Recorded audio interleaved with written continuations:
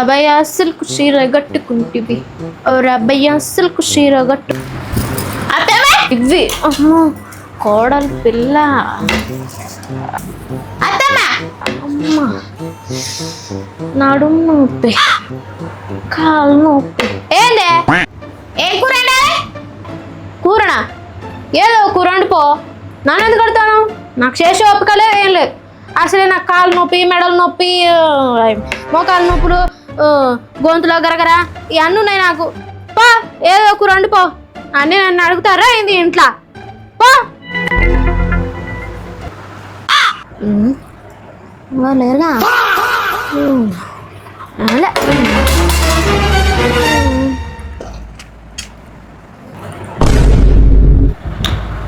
అత్తమ్మా ఇగో పల్లీలు ఉడకబెట్టినా తింటావా ఏ పండ్లేడు నాకు దాంతే అని నాకు తినవా ఇటువేమో అని తెచ్చిన సరే పోయిందా అది పోయినట్టుంది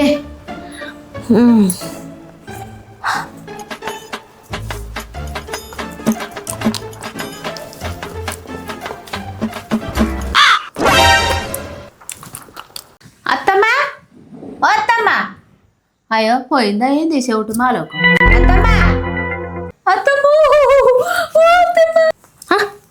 ఏమైందే ఒకటే వెళ్తున్నావు ఏమైంది ఏంది నువ్వు పిలిచిన పలకలే నాకు భయమైంది వద్దమ్మా మేము మళ్ళీ పెట్టేనే అడిగిపోతారా నేను ఎప్పుడెప్పుడు పోతానానే ఉంది అందరికి ఇంట్లో పిల్లగా మోకాలు నొత్తానేరా గోల్ తీసుకురా రాదా నువ్వు వాళ్ళు వీళ్ళు తిరుగుడు మానయ్యి అప్పుడు నీ కాళ్ళ నొప్పులు తక్కువ అవుతాయి ఒరే పిల్లగా తలకాయ నొత్తాంద్రా ఓ గోల్ దే రాదురా ఒరే పిల్లగా నడుము నొత్తాంద్రా ఓ గోల్ ఎక్కరా రాదా ఎప్పుడు ఇట్లానే ఉంటావు